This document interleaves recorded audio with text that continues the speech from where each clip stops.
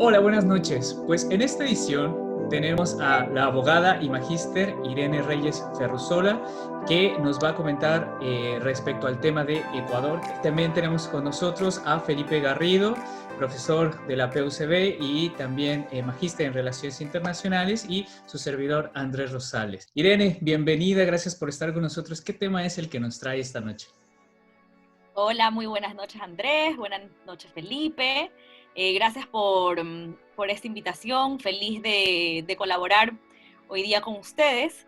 Y bueno, el día de hoy les traigo un tema relacionado con las futuras elecciones en el Ecuador, elecciones presidenciales para el 2021, en el cual el expresidente, Rafael Correa, tiene las intenciones de postularse a una candidatura. Está viéndolo entre la presidencia y la vicepresidencia. Aún no logra definirse bien cuál es el camino que va a tomar.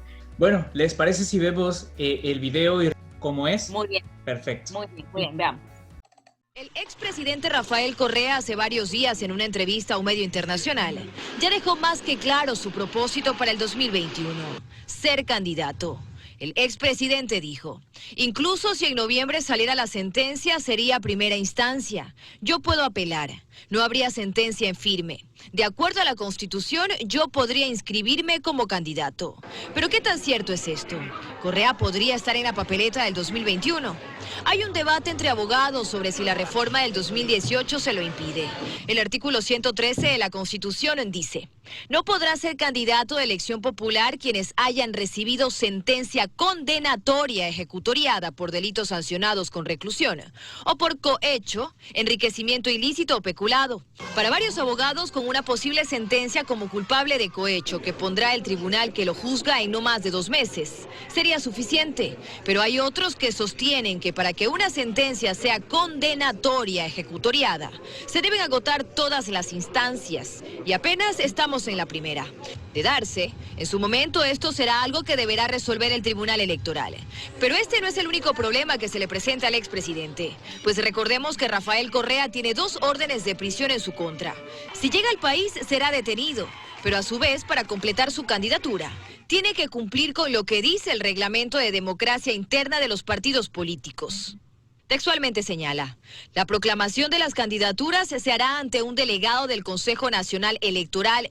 La aceptación de estas es un acto público, expreso, indelegable y personalísimo. Esta reforma planteada en la misma presidencia de Correa fue lo que en 2012 impidió que Abdalá Bucaram sea candidato. Pero la norma es flexible para las candidaturas a asambleístas del exterior. Tienen que responder a la justicia al margen de los calendarios electorales, al margen de coincidencias o de pactos que se puedan hacer. Aquí tenemos que separar. Los señores están acusados de cohecho, deben defenderse en vez de andar creando fantasmas de carácter político. Que las responsabilidades jurídicas y la estrategia política se mezcle solo lo dirá el tiempo. Un tiempo que tras la última decisión del Consejo Electoral de adelantar las elecciones, parece hacerse más corto para la justicia y dar ventaja al exmandatario. Dayana Monroy, 24 horas. Vaya tema. Así que, Irene, ¿cuál es tu posición respecto a esto que acabamos de ver? Las elecciones, la parte jurídica que tiene encima el expresidente y ahora posiblemente candidato para las elecciones de Ecuador. Bueno, si hablamos de una posición, tengo una propia postura, pero me gustaría más dar un enfoque relacionado a la situación política que vive actualmente el Ecuador, más, como tú lo mencionaste hace un momento, la situación jurídica, los problemas de juicios que tiene el expresidente Correa, y me gustaría enfocarlo de esa manera. Bueno, puede ser que nos enfoquemos ahora como un poco hacia atrás en el pasado y podamos ver que el presidente Rafael Correa lleva algún tiempo viviendo en Bélgica. Él salió del Ecuador después de que Lenín Moreno asumió la presidencia, ¿verdad? Entonces, a partir de esa fecha, él se tomó un break de la política. Eso fue lo que dijo públicamente cuando estuvo en la posición del presidente Moreno. Dijo, bueno, ya pasó mi tiempo, yo me voy a dar un descanso, voy a ver por mi familia, voy a tener tiempo para mí, y dijo muchas cosas en ese sentido donde deseaba tomar un tiempo personal para él. Meses después comenzaron riñas entre el presidente Moreno y el expresidente Correa. Muchos desacuerdos. Y a partir de esos desacuerdos, muchos escándalos de corrupción del gobierno del expresidente Correa salieron a la luz. Con los escándalos de corrupción vinieron las investigaciones y luego todos los procesos judiciales que se ven en la prensa ecuatoriana todos los días. Ahora, después de que ellos comienzan a tener esa ruptura, el presidente Lenín Moreno tomó una postura de efectivamente dar cauce dentro del Ejecutivo a todas las investigaciones y luego que pasen por el proceso judicial correspondiente.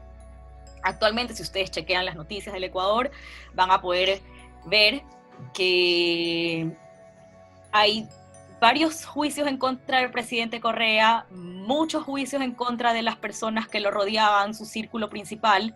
Entonces, actualmente yo veo muy difícil que él pueda postular a una candidatura presidencial. Ahora, en los últimos días han ocurrido otros sucesos y él está optando y viendo la vía para ver si se postula a la vicepresidencia por medio de otro partido político que no sea el que él fundó, ya que, como les mencionaba hace un momento, hubo una ruptura con el presidente Moreno y dentro de su propio partido político, que era Alianza País, también existió una ruptura. Entonces Alianza País, que era un movimiento fuerte creado por Correa, se ha visto muy debilitado. Y muy aparte de eso, también por los escándalos de corrupción que actualmente se ve en la prensa todos los días en Ecuador, es otro indicativo de que Alianza País no va a ser la vía para que Correa pueda postular a la presidencia. Definitivamente eso no. Él se alió a otro partido, a otro movimiento, perdón, disculpen. Salió a otro movimiento, pero lo curioso de este movimiento, bueno, que se llama Fuerza Compromiso Social, es que todavía no estaba inscrito dentro del Consejo Nacional Electoral. Y en Ecuador les prohibieron por varios motivos la inscripción. Entonces es ahí donde está temblando un poco el futuro político de Correa en el Ecuador. Tiene una nube negra enfrente de él y su panorama definitivamente no es muy alentador, bueno. Claro. Eso, sí, no es alentador. Eso es lo que te puedo decir como de manera general, para que también nuestra audiencia entre un poco en contexto de lo que sucede en el Ecuador actualmente. Ahora, si nos podemos remontar un poco más atrás en el tiempo, también es muy interesante que se pueda analizar el comportamiento político de Correa desde el 2007, como él asciende, porque fue ministro fue un ministro, antes de lanzarse a la candidatura presidencial, él fue ministro de Economía. Y ahí fue que él comenzó poco a poco a dar sus pasos. Él decía que no quería entrar a la política, que eso no era lo suyo, pero de repente, de la nada, candidato a la presidencia. Y fue como una bocanada de aire fresco para Ecuador, porque era una persona nueva, joven, se la veía activa, con ilusiones de cambio, de progreso. Entonces Ecuador optó por esa opción nueva, porque también, si nos vamos más atrás en el tiempo, la imagen de muchos políticos en el Ecuador estaba muy desgastada, y siempre se escuchaba a decir a la gente, no, que son los mismos políticos de siempre, los mismos corruptos de siempre, etc. Pero ahora, eso fue en el 2007, y ahora estando en el 2020, se vuelven a escuchar las mismas frases. Sí, estos políticos corruptos de siempre, etcétera, y etcétera. Entonces estamos en Ecuador repitiendo como la misma historia de una política inestable, no clara, en un país donde hay poca población para la cantidad de movimientos políticos que existen registrados, por la cantidad de gente que postula para la presidencia. Entonces, es un caso muy interesante de analizar el Ecuador políticamente, por así decirlo. Tiene una pregunta a propósito de la inestabilidad de Ecuador, que es propia en todo caso de la inestabilidad de la región, de Latinoamérica. Te quería preguntar, ¿qué piensas tú? Pongámonos en el caso hipotético de que Correa efectivamente puede postular. Supongamos que sobrepasa ya este problema que parece como legal. Pero luego tendría, en mi opinión, tal vez un problema que tiene que ver con la legitimidad. ¿Cómo estaría él en el caso de que pueda postular? ¿Cómo crees que le iría, en primer lugar, si tiene un apoyo popular importante en este momento en Ecuador? Y en segundo lugar, ¿en qué pie quedaría él en un eventual gobierno? ¿Tendría un apoyo suficiente o estaría permanentemente cuestionado a partir de todo esto? No sé, ¿cómo crees tú que está el clima político ciudadano en este caso para admitir un nuevo liderazgo de Correa? Ya, partamos con la primera parte de tu pregunta. ¿Sí? Correa tiene una base súper fuerte en el Ecuador. Tiene un voto electoral muy fuerte, eso sí te puedo decir. Por más que yo no comparto como la ideología, etcétera, como ustedes saben, ¿ya? Pero hay que ser súper claros. Él tiene una base súper fuerte de votantes, ¿ya? Por todos estos 10 años, 13, bueno, él sí estuvo como 10 años de gobierno, estamos en 2020, pero por todo ese tiempo que duró el correísmo como muy activo, yo te diría que tiene una base súper fuerte, especialmente en los sectores populares, en los sectores donde hay gente más vulnerable, con necesidades, que el gobierno efectivamente apoyó muchísimo en la creación de muchos programas de ayuda social. ¿Cómo quedaría? Porque claro, una cosa es ya que tenga apoyo suficiente, supongamos que zafa todo este problema legal que tiene para poder inscribirse. Luego, supongamos que él, además de que reconocemos, ¿cierto?, que tiene un apoyo popular, electoral importante, en el que él puede ganar, luego viene la etapa de gobernar. Entonces, ¿él quedaría en un buen pie para gobernar o estaría, crees tú, permanentemente deslegitimado, cuestionado? Sí, claro que sí. Y va a tener mucha oposición. Va a tener mucha oposición. ¿Por qué? Porque los escándalos de corrupción que todos los días salen en la prensa derivan de su gobierno. La gente, no sé si ustedes habrán visto la entrevista completa o la rueda de prensa que hizo hace unos días. Él comienza a decir que mucha gente que colaboraba con él está siendo perseguida políticamente, que es supuestamente gente honrada, que estuvieron a su lado, pero que son los que hacen todos los días la patria, etcétera, etcétera. Toda esa gente que tiene procesos judiciales de tipo penal dentro de la justicia ecuatoriana colaboraron con él, y por ende, si él llegara, en un supuesto caso, a ser presidente del Ecuador, estaría muy, muy cuestionado, porque esos procesos van a durar mucho más tiempo en tener sus sentencias, y van a ser objeto de la prensa los próximos 3 a 5 años, seguramente. Ahora, bueno, yo platicando, o más bien, comentando esta parte que Irene apunta bastante bien, yo creo que Correa es un político ya muy formado. Irene nos daba como esa historia de que a lo mejor en algún primer momento no quería ser presidente, lo fue y de alguna manera se mantuvo. yo creo que en estos momentos, en esta arena política, lo que está haciendo es crear su propia imagen a partir de la división que está creando con Lenín Moreno. O sea, Lenín Moreno, de alguna manera, con su ruptura, se despegó de la imagen de Correa. Ahora Correa está utilizando todo lo malo que está pasando coyunturalmente a nivel internacional y que está afectando también al Ecuador. O sea, estamos hablando del coronavirus, estamos hablando de previamente en 2019 de todas las marchas sociales, la parte como la debilidad política, ahora la economía que se viene muy fuerte, y en donde yo creo que el propio Correa está regresando a la imagen que hubo en ese momento histórico del socialismo en auge, y que de alguna manera está y lo dice descaradamente diciendo... Haces un muy buen punto, muy buen punto, porque te voy a decir algo.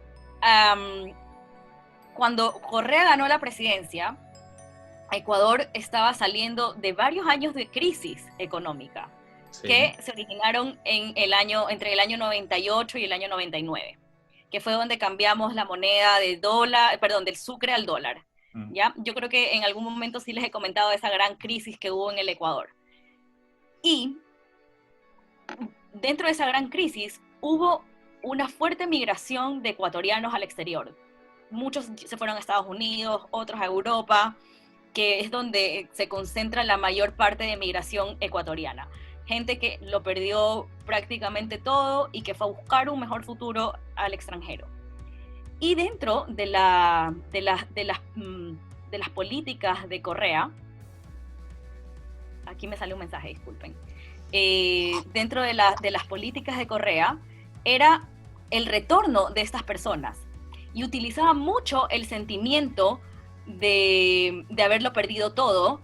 Llegaba a un punto de tocar membranas muy sensibles dentro de la sociedad ecuatoriana, porque se sufrió mucho. Dentro del recuerdo como ecuatorianos, vivimos una crisis muy dura, donde prácticamente muchas familias no tuvieron por mucho tiempo que comer, trabajo. Fue una situación extremadamente dura. Entonces él siempre le daba como en la llaga. Y trayéndolo un poco a lo que tú dices, claro, recordemos que estamos pasando de una etapa de estallidos sociales en Latinoamérica, ¿ya? Tanto como Ecuador, Chile, Colombia, Perú, tuvieron sus episodios de estallido social. Entonces, él se posesiona a sí mismo como el gran gobierno de la historia del Ecuador, y lo contrasta con el gobierno del presidente Moreno, diciendo que es el peor gobierno de la historia y el más corrupto, y usa ese tipo de figuras, esos dos extremos, donde él se endiosa, ¿ya? Y quien quiera que piense diferente a él, sea el presidente Moreno, sea el que venga, ¿ya? Si piensa diferente a él, va a ser siempre lo peor, y él es lo mejor. Entonces él está mucho en esa postura, es su forma de hablar, de decir que todo lo que él hace es por la patria y para la patria, básicamente eso. Entonces lo deja en una posición de yo soy imbatible, yo no me equivoco. Felipe, ¿y tú cómo consideras esta parte de relanzarse en estos momentos? O sea, igual tú conoces bastante de esta parte de las elecciones y ya lo hemos platicado en algunas otras cosas. ¿Cómo lo ves? ¿Cómo ves a Lenín Moreno a Correa desde candidato? Sí, es que como figura política me parece totalmente lógico lo que señala ahora Irene. Él tiene una base popular muy fuerte. De hecho, Correa nos recuerda mucho a los típicos populismos latinoamericanos de principios del siglo XXI, ¿no? Tú lo señalabas también en tu intervención, en donde hay un léxico, un tipo de lenguaje que es más o menos común, se refiere mucho a la patria, está esta lógica de crear enemigos de la patria y defensores de la patria, ¿no? Que es una cosa muy populista. Eso es típico del populismo, tanto de derecha como populismo de izquierda, que los hay en abundancia en la América Latina, en los dos lados. Entonces, yo creo que efectivamente él en este momento marca un golazo desde el punto de vista electoral, porque volvió a ser noticia internacional, él, más que la elección de Ecuador, de hecho. Entonces la gente hoy día exacto, el tema central de la elección es Correa versus sus problemas legales, y no la elección del 2021. O sea, es impresionante cómo logra ¿Cómo te enfocó? Como opinión pública y su figura trascender por sobre la institucionalidad ecuatoriana, en este caso, que vendría siendo la elección en sí misma. No, y ¿sabes qué? Perdón, ahí también disminuye mucho la parte del propio presidente Lenín Moreno. Es decir, está Correa de este punto y Lenín Moreno va bajando poco a poco en su intervención en los medios, en la propia política, y eso deja un espacio bastante importante, no, tal vez no nada más para Correa, sino para otros. Es que el presidente Moreno tiene otro estilo. O sea, uno claramente puede sacar como un perfil si ve las ruedas de prensa del presidente Moreno, su forma de expresarse, su forma de hablar, su forma de enfocar la política tanto exterior como la política interna. Se ve claramente que a pesar de ser de ideología, de la misma ideología, su forma de ejecución de gobierno y su discurso político son totalmente diferentes. Correa se cerraba, como dice Felipe, usando claramente el populismo, con lenguaje, la forma de expresarse, la cercanía con la ciudadanía, y en cambio el presidente Moreno es una persona que ha tratado de